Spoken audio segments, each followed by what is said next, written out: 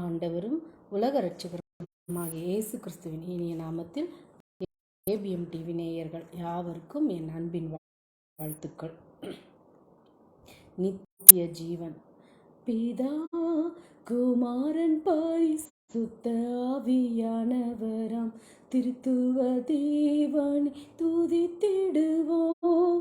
பிதா குமாரன் பரிசுத்த ஆவியானவராம் திருத்துவ தேவனை துதித்திடுவோம். பாவத்தின் கோர பலியான சாபங்கள் தன்னில் ஏற்றுக்கொண்டு பாவத்தின் கோர பலியான சாபங்கள் தன்னில் ஏற்றுக்கொண்டு பாவிகளுக்காய் ஜீவன் தந்த தேவகுமாரனை ஸ்தோத்தரிப்போம். பாவிகளுக்காய் ஜீவன் தந்த தேவகுமாரனை ஸ்தோத்தரிப்போம். பிதா குமாரன் பரிசுத்த ஆவியானவராம் திருத்துவ தேவனை துதித்திடுவோம்.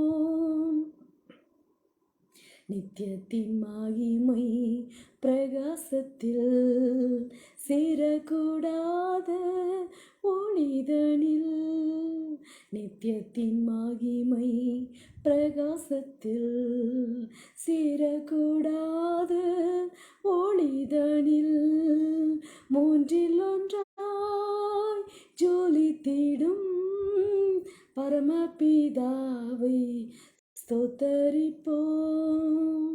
மூன்றில் ஒன்றாய் ஜொலித்திடும் பிதாவை ஸ்தோத்தரிப்போம். பிதா குமாரன் பரிசுத்த ஆவியானவராம் திருத்துவ தேவனை துதித்திடுவோம். நித்திய ஜீவன். நித்திய ஜீவன் முதலாவது, தேவன் தம்முடைய ஒரே பேரான குமாரனை விசுவாசிக்கிறவன் எவனும் கெட்டு போகாமல் நித்திய ஜீவனை அடையும்படிக்கு அவரை தந்தருளி இவ்வளவாய் உலகத்தில் அன்பு கூர்ந்தார். இரண்டாவதாக, ஒன்றான மெய் தேவனாகிய உம்மையும் நீர் அனுப்பினவராகிய இயேசு கிறிஸ்துவையும் அறிவதே நித்திய ஜீவன். யோவான் 10:28-30 வரை, நான் அவர்களுக்கு நித்திய ஜீவனை கொடுக்கிறேன், அவை ஒருபோதும் அழிந்து போகாது, எந்த ஒருவரும் என் கையிலிருந்து அவற்றை பறிக்க மாட்டார்கள். எனக்கு கொடுத்த என் பிதா அனைவரையும் விட பெரியவர். என் பிதாவின் கையிலிருந்து எந்த மனிதனும் அவற்றை பறிக்க முடியாது. நீதிமொழிகள் 8:35, என்னை கண்டடைவன் ஜீவனை கண்டுபிடித்து கர்த்தருடைய தயவை பெறுவான். யோவான் 3:16, தேவன் உலகத்தை மிகவும் நேசித்தார், தம்முடைய ஒரே பேரான குமாரனை கொடுத்தார். அவரை விசுவாசிக்கிற எவனும் அழிந்து போகாமல் நித்திய ஜீவனை பெறுவான். தேவனுடைய குமாரனுடைய நாமத்தை நம்புகிறவர்களை நான் உங்களுக்கு எழுதியிருக்கிறேன். உங்களுக்கு நித்திய ஜீவன் உண்டு என்பதையும் தேவனுடைய குமாரனுடைய நாமத்தை நீங்கள் நம்புவதற்கும். ரோமர் 6:23, பாவத்தின் கூலி மரணம், ஆனால் தேவனுடைய பரிசு நம்முடைய கர்த்தராகிய இயேசு கிறிஸ்துவின் மூலம் நித்திய ஜீவன்.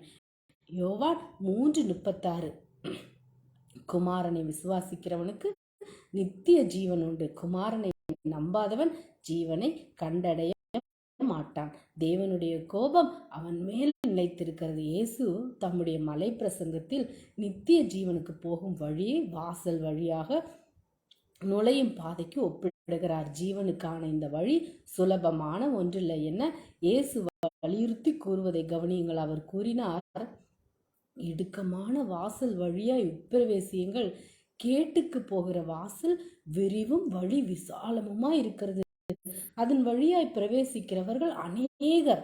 நித்திய ஜீவனுக்கு போகிற வாசல் இடுக்கமும் வழி நெருக்கமுமாயிருக்கிறது, அதை கண்டுபிடிக்கிறவர்கள் சிலர். மத்தேயு 7:13-14. அப்போஸ்தலன் பேதுரு கூறினார், அவராலே அன்றி வேறு ஒருவராலும் ரட்சிப்பு இல்லை. நாம் ரட்சிக்கப்படும்படிக்கு வானத்தின் கீழெங்கும் மனுஷர்களுக்குள்ளே அவருடைய, அதாவது இயேசுடைய நாமமே அல்லாமல் வேறொரு நாமம் கட்டளையிடப்படவும் இல்லை. அப்போஸ்தலர் 4:12. அதை போலவே அப்போஸ்தலன் பவுலும் சொன்னார், தேவனுடைய கிருபை வரமே நம்முடைய கர்த்தராகிய இயேசு கிறிஸ்துவினால் உண்டான நித்திய ஜீவன். ரோமர் 6:23. தாம் மட்டுமே நித்திய ஜீவனுக்கான வழி என்பதை இயேசு வெளிப்படுத்தினார். ஏனெனில் அவர் சொன்னார், நானே வழியும் சத்தியமும் ஜீவனுமாயிருக்கிறேன். நல்ல போதகரே, நித்திய ஜீவனை அடைவதற்கு நான் எந்த நன்மையை செய்ய வேண்டும்? மத்தேயு 19:16. வாழ்க்கையில் மனிதன் எழுப்ப வேண்டிய அநேக நல்ல கேள்விகளில் ஒன்றை இந்த பணக்கார வாலிபன் ஆண்டவராகிய இயேசுவினிடத்தில் எழுப்பினான். ஒரு மனிதன் உலகம் முழுவதையும் ஆதாயப்படுத்தி கொண்டாலும் நித்திய ஜீவனை பெறவில்லை என்றால் என்ன பிரயோஜனம் என்று ஆண்டவராகிய இயேசு கேட்கிறார். ஆகவே எல்லாவற்றை காட்டிலும் இந்த கேள்வி மிக முக்கியமான கேள்வி. இந்த வாலிபன் நித்திய ஜீவனை வாஞ்சித்தான். அது மிகவும் பாராட்டப்பட வேண்டிய காரியம். ஆனால் இந்த வாலிபன் தன் பாவ நிலையை உணர்ந்து பரிசுத்த தேவனுக்கு முன்பாக தன் நீதி கந்தை குப்பை என்ற மனநிலையில் வரவில்லை. அன்பானவர்களே, இன்று அநேகர் நித்திய ஜீவனை பெற, ரட்சிப்பை பெற வாஞ்சிக்கிறார்கள். ஆனால் அவர்கள் சரியான மனநிலையோடு வருவதில்லை. தங்கள் குற்றங்களை பாவங்களை உணர்ந்தவர்களாக பரிசுத்த தேவனுக்கு முன் அவர்கள் தகுதியற்றவர்கள் என்ற உணர்வோடு வருவதில்லை. ஒருவேளை இந்த வாலிபன் தனக்கு மிகுதியான பணம் இருந்ததினால் இந்த நித்திய ஜீவனை எவ்வளவு பணம் கொடுத்தாலும் தான் பெற்றுக்கொள்ளலாம் என்று நினைத்தானோ? இயேசு இந்த வாலிபன் மனநிலைமைக்கு ஏற்ற வண்ணமாக பதிலளித்தார். கற்பனைகளை கைக்கொள்.